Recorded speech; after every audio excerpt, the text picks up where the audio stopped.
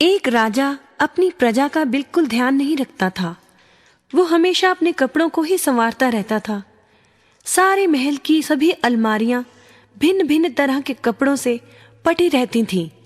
फिर भी और नए कपड़ों की इच्छा उसे हमेशा रहती थी। दो दर्जियों ने उसे सबक सिखाने का फैसला किया।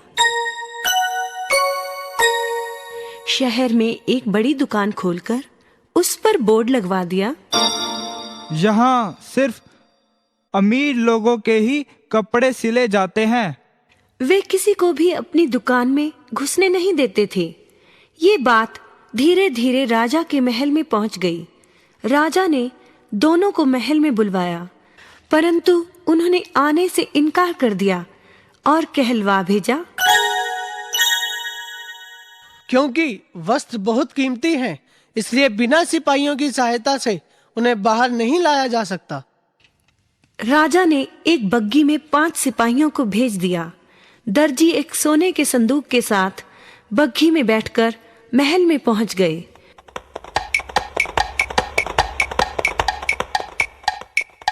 राजा के पास पहुंचकर बोले, हमारा कपड़ा बहुत खास है, केवल कोई पवित्र व्यक्ति ही इसे देख पाएगा, किसी दुष्ट को यह दिखाई नहीं देगा। संदूक खोला गया।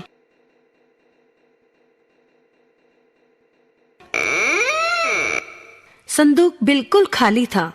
दर्जी बोले, हजूर, हजूर, देखिए इस सुनहरी कपड़े की ओर, इसकी रोशनी चारों ओर चमकती दिखाई दे रही है।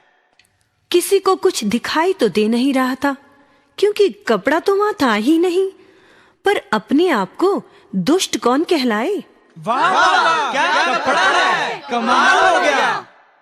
राजा को कुछ दिखाई ना दिया, परंतु वह बोला, हाँ दर्जी, वाकई तुम्हारा कपड़ा तो बहुत शानदार है। मेरे लिए इस कपड़े से नई पोशाक तैयार की जाए। ये लो 500 सोने की मोहरें, इसे मेरे जन्मदिन तक तैयार कर देना।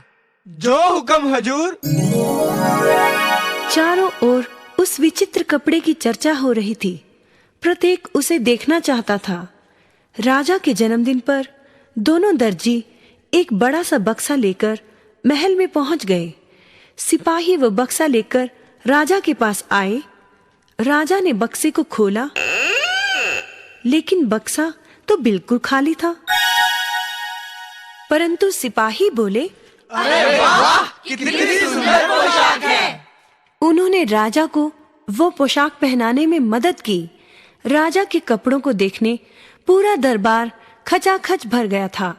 जब राजा केवल चड्डी बनियान पहने दरबार में पहुंचे तो सभी हैरान हो गए। किसी को नई पोशाक नहीं दिख रही थी, क्योंकि पोशाक तो थी ही नहीं। परंतु कोई कुछ ना बोला। सभी समझ गए थे कि दर्जियों ने राजा को बेवकूफ बनाया है। क्यों बच्चों, मजा आया ना ये कहानी सुनकर?